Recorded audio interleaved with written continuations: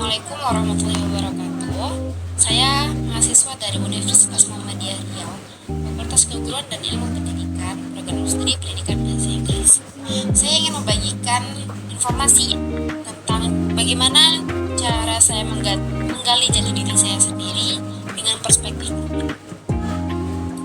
First of all, perkenalkan saya Relsa Zara Yulfika, lahir di Pekanbaru, tanggal 29 April 2006. Untuk informasi selanjutnya bisa dilihat di poster saya. Selayaknya bagaimana seorang manusia, saya memiliki kekurangan dan kelebihan. Nah, untuk menghindar dari sifat kesombongan, saya akan memberitahukan tentang kekurangan saya terlebih dahulu. Yang pertama, saya berpikir dengan hati. Tidak pada umumnya, kebanyakan orang berpikir dengan logika. Saya berpikir dengan hati. Saya lebih mendominasikan hati saya karena saya tidak bisa melihat orang sedih, tidak bisa melihat orang susah, atau bisa dikatakan pengiba. Nah, kedua itu adalah menyepelekan waktu, seperti menunda pekerjaan. Saya sangat berpikir kalau bisa kok nanti. Itu tidak boleh dicontohin ya teman-teman. Yang ketiga itu tidak mudah mengandalkan atau percaya pada orang lain, atau bisa bilang trust issue ya, karena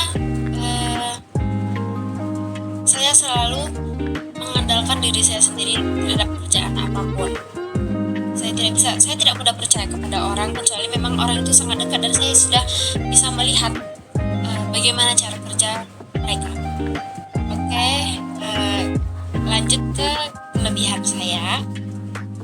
Saya juga memiliki kelebihan dan tidak hanya kekurangan. Yang pertama itu adalah memiliki minat tinggi dalam mempelajari hal baru. Bisa dibilang saya ini orangnya sangat kepo atau kepo maksimal terhadap hal-hal baru yang belum saya ketahui. Nah, itu saya sangat bersemangat dalam menggali apa sih yang belum saya ketahui. Yang kedua, mampu berkomunikasi dengan baik dengan rekan. Kalau dalam MBTI saya ini INFP. Nah, saya orangnya ekstrovert dan bergaul dan bisa berkomunikasi dengan baik. Saya tidak bisa berada di dalam ruangan yang hening. Nah, dari situ saya ingin memecahkan keheningan dan mengajak komunikasi satu sama lain. Yang ketiga, cepat dan tanggap dalam mengerjakan sesuatu. Walaupun saya menyepelekan waktu, tapi ketika saya memang memiliki niat untuk mengerjakan sesuatu itu, nah, saya cepat dan tanggap untuk mengerjakannya. Tidak asal-asalan, terstruktur dan sangat gesit ya. Oke, lanjut. Bagaimana saya menghadapi kekurangan kelebihan saya itu? Saya harus memiliki rencana agar di masa depan, di masa yang akan datang, saya menjadi orang yang terstruktur, terencana, dan berkualitas. Entah itu rencananya untuk 1 detik berikutnya, semenit berikutnya, atau berminggu-minggu berikutnya, atau mungkin bertahun-tahun berikutnya. Kita harus memiliki rencana hidup. Nah, itu bisa disebut dengan orientasi kehidupan kita sendiri. Lalu, di dalam hidup saya memiliki 3 orientasi, yaitu orientasi jangka panjang, orientasi jangka menengah, dan orientasi jangka pendek. Saya akan menjelaskan tentang orientasi jangka pendek saya terlebih dahulu. Oke, baik. Orientasi jangka pendek saya itu adalah menyelesaikan tugas-tugas harian dengan baik dan teratur, dan tidak lupa pula mengerjakan tugas kita sebagai hamba Allah. Itu tuh seperti mengerjakan tugas-tugas di keseharian hidup kita. Seperti ini saya sedang mengerjakan tugas Al-Islam, atau nanti saya ingin mengerjakan tugas akademis lainnya, atau seperti juga bisa tugas rumah seperti menyapu, mengepel, membersihkan rumah, dan tugas-tugas kita sebagai hamba Allah, yaitu beribadah kepada Allah seperti sholat, zikir, membayar zakat, sedekah, dan tugas-tugas yang lainnya untuk menambah pahala dan amal kita.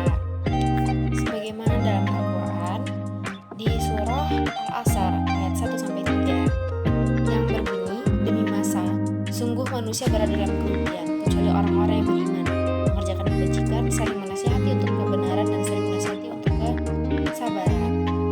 Nah, saya termotivasi dalam Al-Quran surah Al-Asr tersebut karena jika kita menyepelekan waktu tadi seperti kelemahan yang ada pada dalam diri saya, maka kita termasuk orang yang merugi.